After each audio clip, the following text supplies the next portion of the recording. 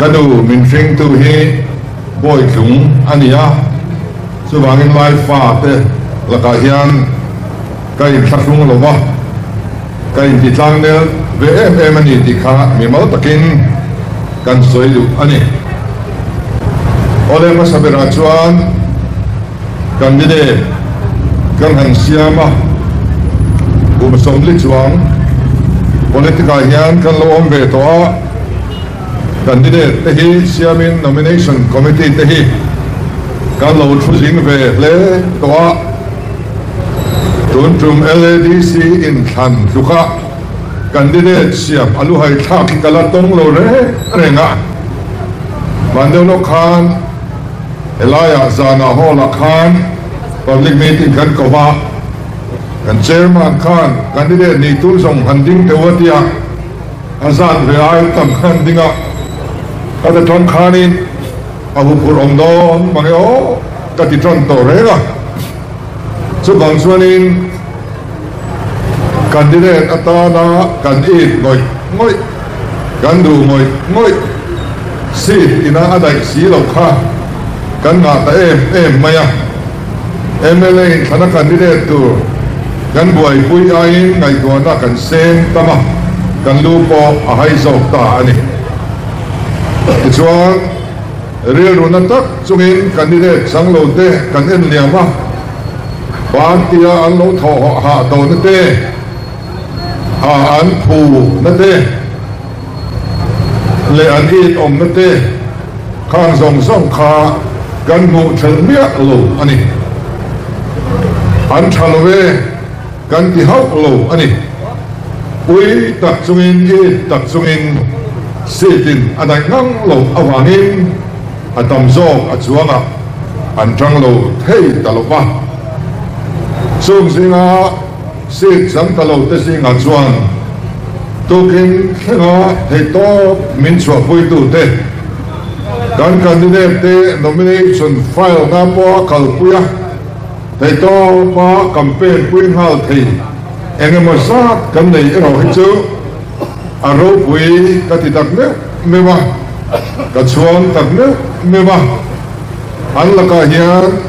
kan party le kan sarkar hian bat kan vanei lian em katia chuwangin sit san ve se kan ti ngoi sit na dai tak lo awanga a ola tranta te ho tak maya kan candidate te han troi om sui te hi kan sa em chuwa kan joy moi chuwa he sarkar le he party a yan in te dong lo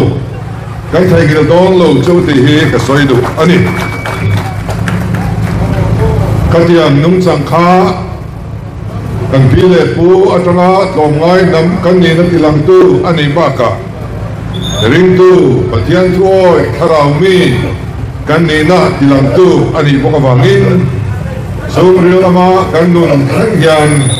thui tak asoi ni ti ka soi duwa in chunga kan long em ani chuti ruwa ema swang kan member duom tak te kan flight tu du tak te official candidate ani tak lo awanga independent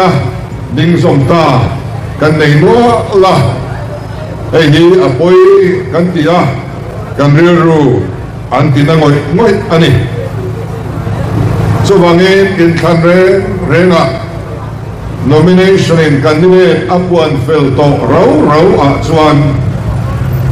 kan party ticket nilova kan party official candidate te Kishnur zonga independent din thua hi tu party main angai the ngai lo fa til thiang ani ngai lo ani party dana te official candidate ta allo soma an vakalta adero chuan an mi mal zalen na ania soi thei kan ni lo amaro sukan party member ni reng chung sia kan candidate te independent din thua si tereng rendi don trum election a hian kan ngai poimo thar thut ani chuang lova Mizoram political history party candidate king reng chunga chuan party tinin action anlansia ani chu kom chu ke ni poin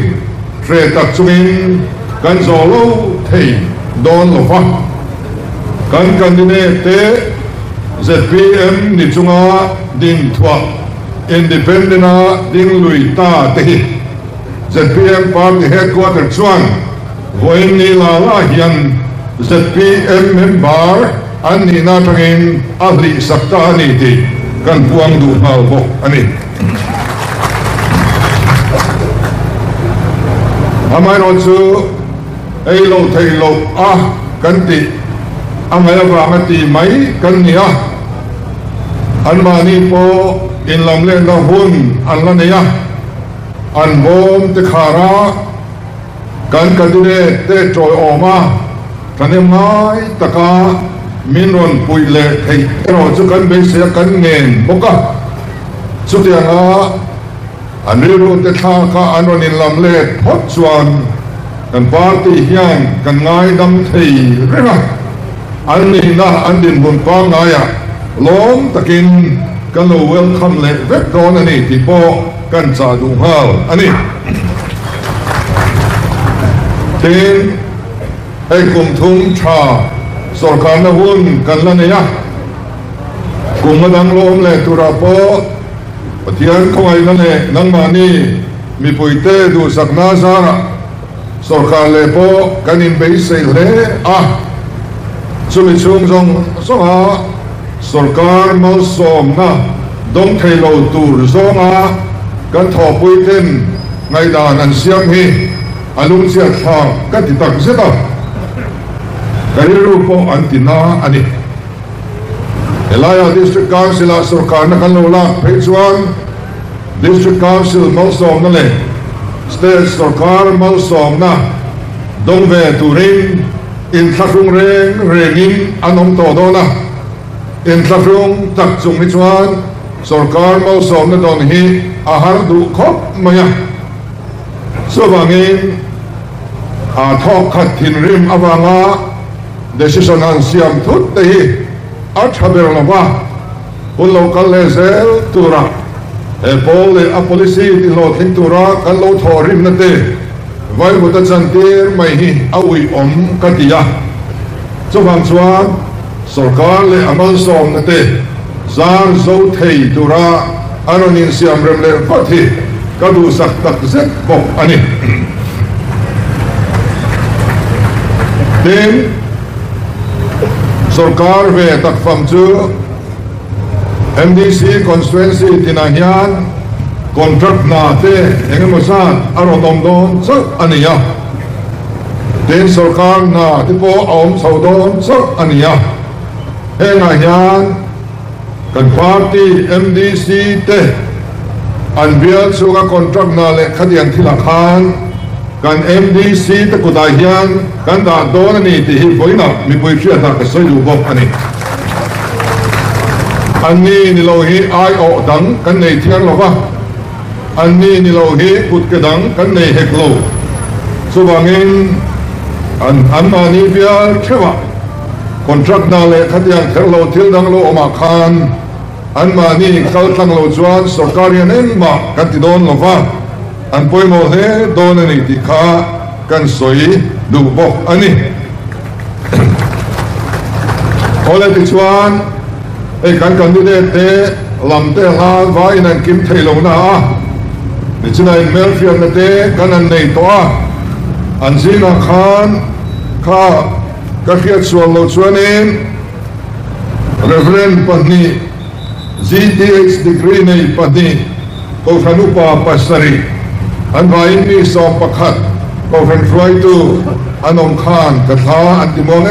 ema then an chan chin te kan ngai tha an ka te thole in ka ria an zabai hian du sakna ka lana then lai bial mi pui zong zong te pui du sakna lo lan turin ka ngen chawa an ni in lo vot hian ani involved so anilo ani involved yan ZPM party le a policy involved tel dinani ani involved yan ZPM sarkar involved tel dinani ani involved lo yan kaypo involved lo mindu lo dinani ani involved yan kaypo involved tel dinani an mani mi mau ato prigot lo an mani mi malading an nivelo independent an nivelo kan party ay o kan symbol te kan tar te ni so bang chuanin andi kan vote hian an mi malbaka party sarkar a policy chu ta thok tu zong chief minister thengin en kutti sakkan due kan support chu minti na ani ti in lo fria kadua so bangin in khongai na vote kan handil ani amaro chu than ma kan ti man ta lo a oma ven tin le khotina hiat me poi in lo fang tur LDC wang chunga hian Bible se sari chuang kan ruamana wang order po achuak to a amaro chu in than puanin ananta ka bangin kan thok thiang ri talova in than azo vele khotina hian pakhat ma mai om lovin me poiten Christmas sa khailang tur in lo fa na in nei don ani tiro chu in lo fria kadwa hey election god of conduct bo sian na te khan to te me mo min lo pui min lo hek le rok pe kan ne hek chi kan ni lo nia in than ma kan ti fel vek wa order kan po thak to a thoi ro chu kan tho man tak lo ni chung jinga chuan man kan local ma sakhan kan si wale tenen kan na zana kan in kom khoma elaya kan hol he ti chat awun to thu khamin fila chuan kan si wale te nin na kha kan hon nuwa khan kan ferenga kan bo suya tu na ka soi jinga kha kan hol sak than na tur Bible se khat po atel nge ani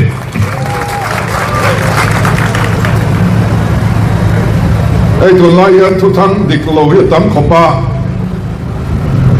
chief minister hian dam pabiala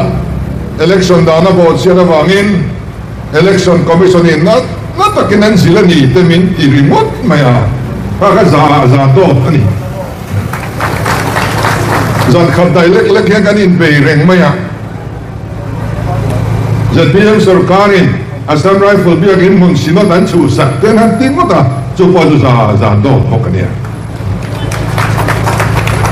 silsar company pakhat andu saklu to ka MNF sarkar chunga kamrula thole ka thotir ton dia ka ko khat god ngial nang lakan tiang zen chuanin a engemote te hianin minti maya fertilizer aru kinan la chu ka fertilizer smuggling an be te mintia chu po do bokani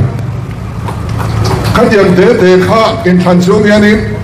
ti tur dang theta lo na pui chu anon ti le hi ka ringa ai so le tur po do bok in lo ti kha thang ding ka ring nau pang bra puri nomlo khagan thete ro esaba thon thu buwa khan ikhanin jinghia tikhana au thrinam rao khel sia jinghia local noi si lova jinghia local tak jinghia tia tu man an oi le tu to si lowan tiang deu khan thu tak poi soi sa kan oi to lowan ti hlom khopian kan nu nau te hian thu por polen hi an war ani emila ka hian te soi nuam lo tak ani chumin Facebook kan ten siama Facebook kan member pakani fake account som ten ya Disuala rualin anan tak mai chu mi pui ngai dan mo ti mai o khop maya disuan Facebook al pakhan khan account pakhan tangin engemo an posa ama ve khan fake account dang trai comment kol vela